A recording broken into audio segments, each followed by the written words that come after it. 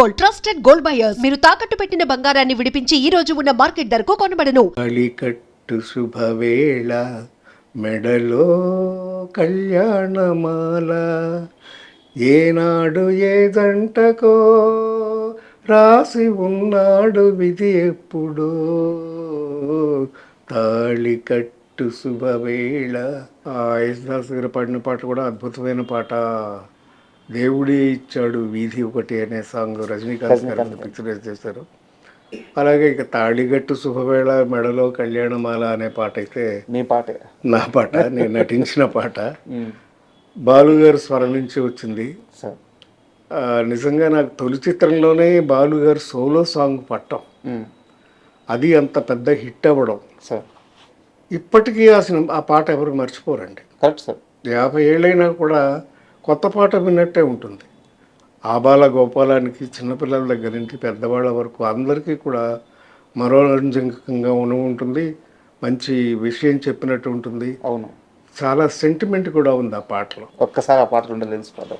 తాళికట్టు శుభవేళ మెడలో కళ్యాణమాల ఏనాడు ఏ జంటకో రాసి ఉన్నాడు విధి ఎప్పుడో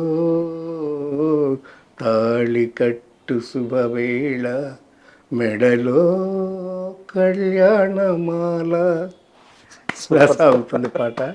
అద్భుతం. నేను సింగర్ని కాదనుకోండి, బట్ ఆ సినిమాలో మీరే కదా సింగర్. అంటే నేను నటించాను. ఆ సినిమా గురించి మాట్లాడేటప్పుడు సార్ మీ పాత్ర గురించి తీసుకుంటే, సినిమా మొత్తం మీద సరిత క్యారెక్టర్ని ఒక పులిలాగా చూపించారు. అవును. కానీ మీరు గమనించారా, సినిమాలో సరిత కాస్త నవ్వుతూ మాట్లాడేది ఒక్క మీ క్యారెక్టర్తోనే. Correct correct. ఆఖరికి తను ప్రేమించిన వ్యక్తితో కూడా స్ట్రిక్ట్గానే ఉంటారు, గట్టిగానే మాట్లాడుతుంటారు. అత్తగారింటికి వెళ్తే అత్తగారితో కూడా అలాగే మాట్లాడుతుంది. అంటే సరిత పాత్రకి మాస్క్ లేకుండా ఒక అమ్మాయి ఎలా అలా ఉండేది ఒక్క మీ దగ్గర మాత్రమే. అద్భుతమైన స్నేహం ఉంటుంది ఆ పాత్రతో. అవును, ఇండైరెక్ట్గా చాలా గోపాల్ పాత్రతో ఉంటుంది. పైగా చెల్లెలి పెళ్లి ఫిక్స్ అయిన తర్వాత వచ్చి నా దగ్గరకు వచ్చి అడుగుతుంది డాబాలో. అవును, గోపాల్ నువ్వు పాట పాడాలి అని అంటే, అప్పుడు నేను అంటాను, నాకు సభాయోగమే లేదనుకున్నాను, ఇప్పుడు కళ్యాణ యోగం కూడా లేదు. అంటే నేను ప్రేమించాను, అఫ్కోర్స్ నాది వన్ సైడ్ లవ్ అనుకోండి, అయినా కూడా నాకు సభాయోగం కల్పిస్తున్నారు, నేను తప్పకుండా పాడతానని చెప్పేసి ఒప్పుకుంటాడు. అండ్ గోపాల్ పాత్ర కాకుండా సరిత గురించి ఎలాగో మాట్లాడుకున్నాము. ఆ సినిమాలో అద్భుతమైన పాత్ర రజనీకాంత్ గారిది. అవునండి. అంటే ఒక తాగుబోతు అన్నగా ఇంటి బాధ్యతలు పట్టించుకోకుండా జులాయిగా తిరుగుతూ ఉండే ఒక పాత్ర. బట్ అంటే ఒక సీన్ ఉంటుంది సార్, భార్య ఇంటికి తాగొస్తాడు, చెల్లెలు తిట్టి తరిమేస్తుంది, బయటికి వెళ్ళి దేవుడే ఇచ్చాడు వీధి ఒకటని పాట పాడుకుంటాడు. అయిపోయిన తరువాత అర్ధరాత్రి వచ్చి భార్యతో బిడ్డను అక్కడ వదిలేసి భార్యను తీసుకెళ్ళి లోపల గదిలో శృంగారానికి వెళ్తారు. వెళ్ళి చెల్లెలు లేచిన తర్వాత, ఆ బిడ్డ ఏడుపుని లేచిన తర్వాత బయటకు వస్తే ఒక లుంగి కట్టుకొని వచ్చి నిలబడతారు రజనీకాంత్ పాత్ర. అక్కడ మొహం మీద తిడతారు మన సరిత పాత్ర, ముండా అంటుంది. అంటే ఒక పాత్ర కోసం ఆయన ఆ రోజుల్లో ఉన్నారు. అంతేకాకుండా తర్వాత ఒక సీన్లో కన్న కొడుకే నోటు మీద ఉమ్మేస్తాడు, అవును, ఫేస్ మీద. అవన్నీ పడతాడు, అన్నీ బాగానే చేస్తాడు. అలాంటి సిచ్యువేషన్స్లో తీయడం అనేది చాలా కష్టం. ఫర్ ఎగ్జాంపుల్ ఒక షాటు దాంట్లోనే పెట్టారు, ఆ తాళి దేవుడే ఇచ్చాడు వీధి ఒకటిలో. ఒక్కొక్కసారి రజనీకాంత్ గారు బయట రోడ్డు మీద పాట పాడుతుంటే ఈవిడ ఒక్కొక్కసారి ఒక కర్టన్ క్లోజ్ చేస్తుంది. అవును. మళ్ళీ పక్కెచ్చి మళ్ళీ సిగరెట్ వేస్తాడు. అవును. మళ్ళీ కర్టన్ వేస్తుంది. మళ్ళీ ఇంకోసారికి వెళ్ళి మళ్ళీ సిగరెట్ వేస్తాడు, మళ్ళీ కర్టన్ వేస్తుంది. ఇలా ఒకటే షాట్ పెట్టారు ఆయన డైరెక్టర్ గారు.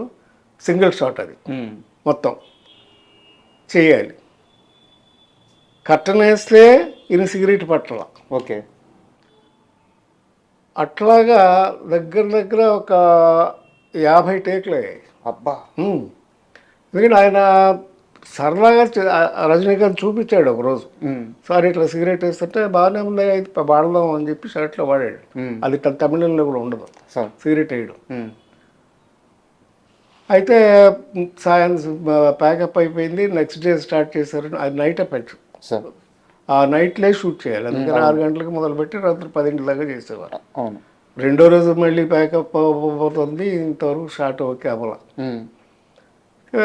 రజనీకాంత్ గురుగారి దగ్గర, గురువుగారు నేను చేయలేను, నాకు వదిలేయండి ప్లీజ్, మార్చండి సార్ షాట్ అన్నాడు. ఎందుకు రాదు, చేయగలవు నువ్వు, చెయ్యి అని చెప్పి అప్పుడు ఓకే చేశాడు ఆయన షాట్. అలాంటిది ఎక్స్పెరిమెంట్లు చాలా ఉన్నాయి ఆ సినిమాలో. సరే, ఇక్కడ చిన్న డౌట్. యాక్చువల్గా ఆ పాటలో కానీ ఆ సినిమాలో కానీ ఆ రజనీకాంత్ సిగరెట్ ఎగరేసి పట్టుకునే ఆ స్టైలు, నిలబడే ఆ స్టైలు, దానివల్లే ఆయనకంటూ ఒక మంచి సినిమాలు రావడము, మంచి ఇమేజ్ వచ్చేసింది. ఆ రోజు కానీ బాలచంద్ర గారు ఏ మాత్రం కాంప్రమైజ్ అయ్యి వదిలేయ్యా అని ఉంటే ఏమయ్యేది? అదే ఆయన గొప్పతనం.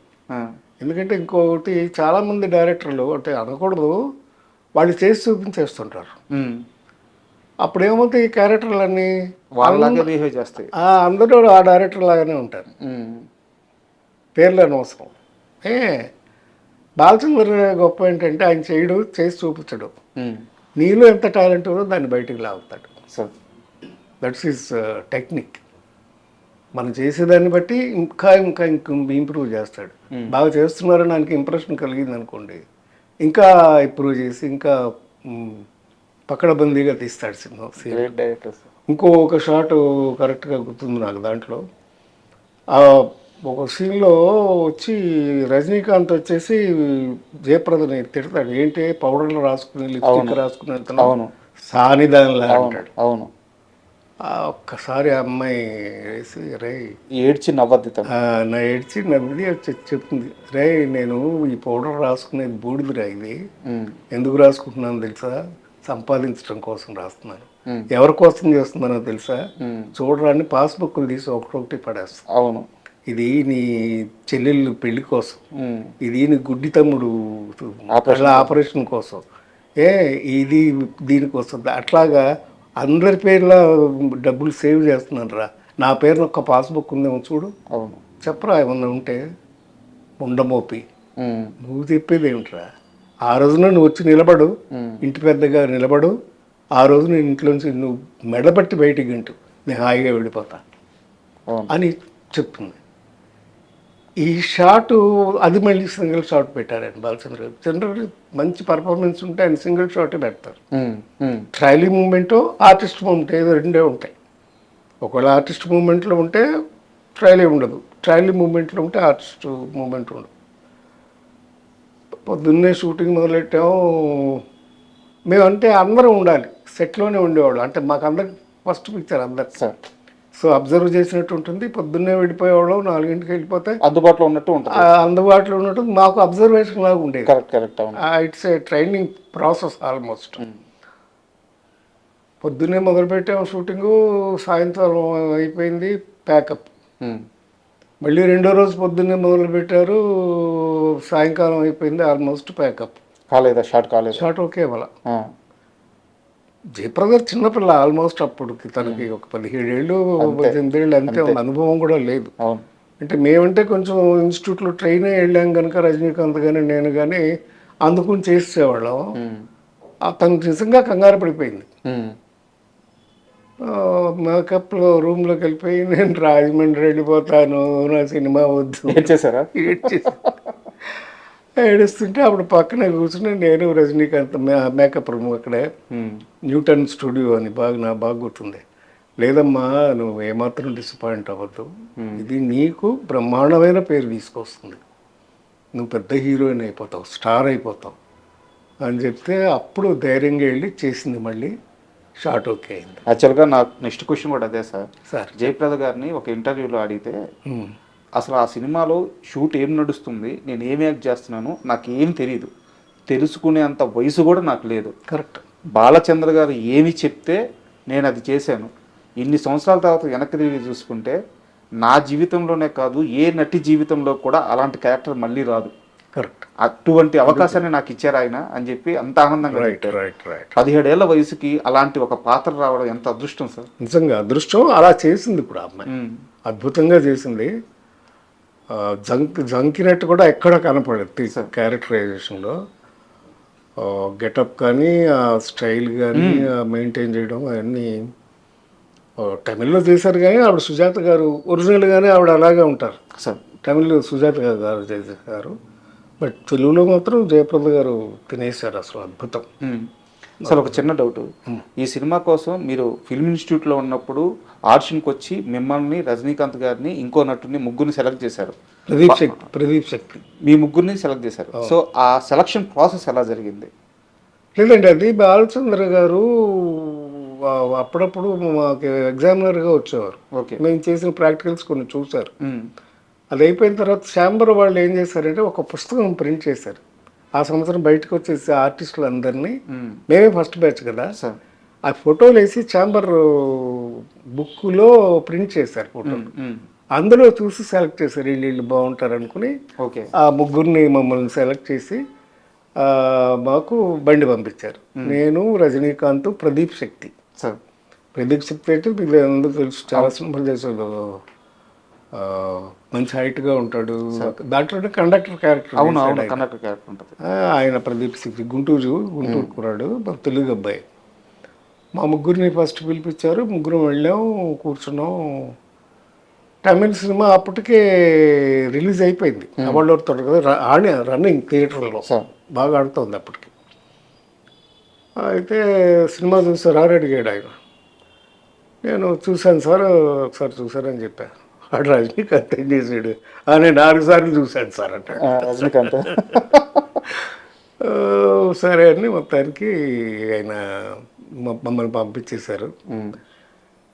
పంపించేసిన తర్వాత కొన్నాళ్ళు అయింది, ఇంకా కబురు రాలా, ఎప్పుడు స్టార్ట్ అవుతుందో నేను తెలియదు, మేము కబురు పెడతామని చెప్పేసి పంపించారు. ఈలోపు బాలచంద్ర గారు సారథి స్టూడియో హైదరాబాద్లో షూట్ చేద్దామని, ఇక్కడ స్టూడియోలో సెట్ చేద్దామని లొకేషన్ చూడడానికి వచ్చారు స్టూడియోకి.